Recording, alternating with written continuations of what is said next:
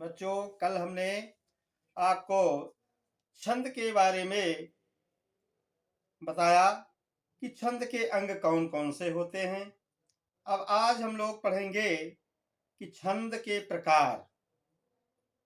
छंद दो प्रकार के होते हैं बच्चों, मात्रिक छंद और वर्णिक छंद। मात्रिक छंद किसे कहते हैं?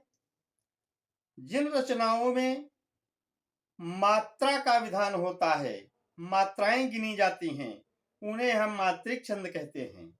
और जिन छंदों में मात्राओं का विधान न होकर के वर्णों का विधान होता है, अक्षरों की गिनती की जाती है, उन्हें हम वर्णिक छंद कहते हैं। अब मात्रिक छंद के अंतर्गत कौन कौन से छंद आते हैं? जैसे चौपाई, दोहा, सोरठा, रोला, कुंडलियां, हरिगीतिका, बरवे, ये मात्रिक छंद हैं। तो आज बच्चों हम मात्रिक छंद पढ़ेंगे। सबसे पहले आता है चौपाई छंद। चौपाई यह सममात्रिक छंद है। इसमें 4 चरण होते हैं। प्रत्येक चरण में 16-16 मात्राएं होती हैं। कुल 64 मात्राओं का विधान होता है। जैसे कि वंदो गुरुपद पदुम परागा, सुरुचि सुवास सरसय अनुरागा, अमी मूरी में चूरन चारु, शमन सकल भव रुज परिवारु। यह मात्रिक छंद है। और अगला इसके बाद आता है दोहा छंद। चौपाई सममात्रिक छंद था, लेकिन ये दोहा जो है ये अर्ध सममात्रिक छंद है। इसमें भी 4 चरण होते हैं बच्चों। इसमें पहले और तीसरे चरण में 13-13 मात्राएं, दूसरे और चौथे चरण में 11-11 मात्राएं होती हैं। जैसे कि श्री गुरु चरण सरोज रज, निज मन मुकुर सुधार, बरनु रघुवर विमल जसे, जो दायक फल चार।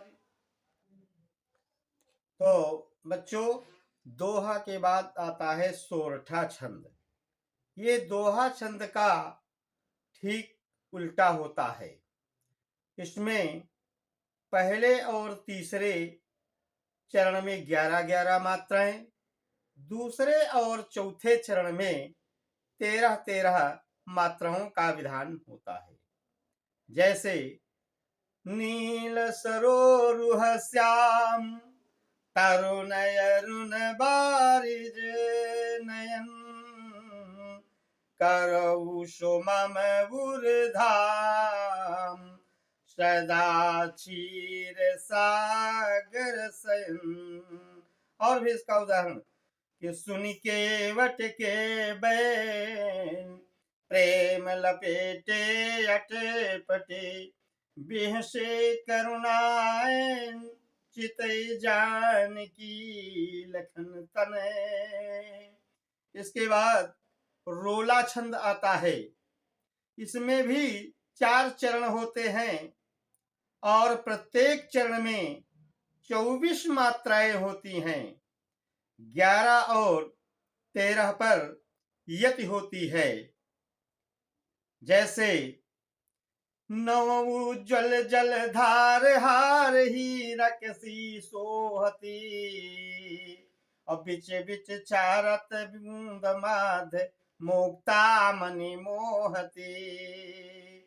ये रोला छंद का उदाहरण है। और इसके बाद आता है बच्चों कुंडलियां छंद। कुंडलियां ये विषम मात्रिक छंद है। इसमें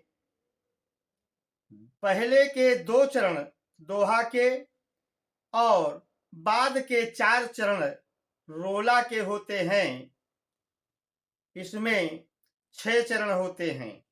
ऊपर जितने भी छंद बताए गए वो 4 चरणों के थे, लेकिन कुंडलियां में 6 चरण होते हैं। इसलिए पहले के 2 चरणों में जो है पहले 13-11 का विधान और बाद के 4 चरणों में 11-13 पर यति होती है। जैसे साईं बैरन कीजिए गुरु पंडित कवियार, और बेटा बनिता पोरिया यज्ञ करावन हार। यज्ञ करावन हार राजमंत्री जो होई, अभी प्रपड़ोसी वैद्य आपको तपय रसोई। कह गिरधर कवि राय जुगन सो यह चली आई, और इन 13 को तरह दिए बनी आवे साईं। कुंडलिया छंद में जिस शब्द से प्रारंभ किया जाता है उसी शब्द से इसका अंत भी किया जाता है। साईं शब्द से इसका प्रारंभ हुआ और अंत भी साईं शब्द से ही हुआ है इस छंद में। इसमें 6 चरण है। ये कुंडलिया छंद का उदाहरण है। बच्चों, कुंडलिया के बाद आता है हर गीत का छंद। ये सम मात्रिक छंद है। इसमें भी 4 चरण होते हैं।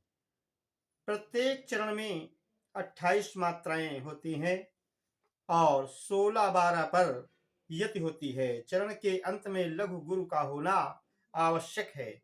जैसे अधिकार खोकर बैठ रहना ये महादुष्कर्म है, न्यायार्थ अपने बंधु को भी दंड देना धर्म है।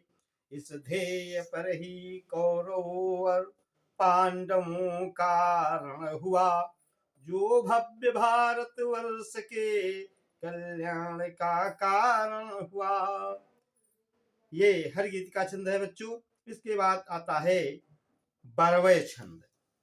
बरवय अर्ध सममात्रिक छंद है। अर्ध सममात्रिक छंद है। इसमें भी 4 चरण होते हैं। इसके पहले और तीसरे चरण में 12-12 मात्राएं, दूसरे और चौथे चरण में 7-7 मात्राओं का विधान होता है।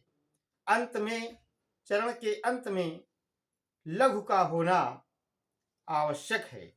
जैसे अवधि शिला का था उर पर गुरुभार, तिल तिल काट रही थी जल द्रग जलधार। यह बरवय छंद है। इसके बाद बच्चों कल हम वर्णिक छंदों के बारे में पढ़ेंगे। वर्णिक छंद के अंतर्गत कौन कौन से छंद आते हैं, जैसे इंद्र वज्रा, उपेंद्र वज्रा, सवैया, मनहर कवित, बसंत तिलका। सवैया भी कई होती हैं। इसके कई भाग हैं। जैसे मदिरा सवैया, मत गयंद सवैया, सुमुखी सवैया और किरीट सवैया, सुंदरी सवैया, ये सवैया है। तो बच्चों, ये वर्णिक छंद के अंतर्गत आते हैं। इनमें मात्राओं का विधान न होकर के वर्णों की गणना की जाती है। प्रत्येक चरण में इनमें इंद्र वज्रा और उपेंद्र वज्रा में प्रत्येक चरण में 11-11 वर्णों का विधान होता है। बाकी सवैया में और मनहर कवित्त में, बसंत तिलका में वर्णों का विधान अलग अलग है। तो बच्चों, आज इतना ही पढ़ करके कल शेष भाग पढ़ेंगे। और आज आप सभी लोग हमारे आधुनिक हिंदी ज्ञान सागर चैनल को सब्सक्राइब करें, लाइक करें और अपने अन्य दोस्तों तक भी इसे पहुंचाने का प्रयास करें। धन्यवाद।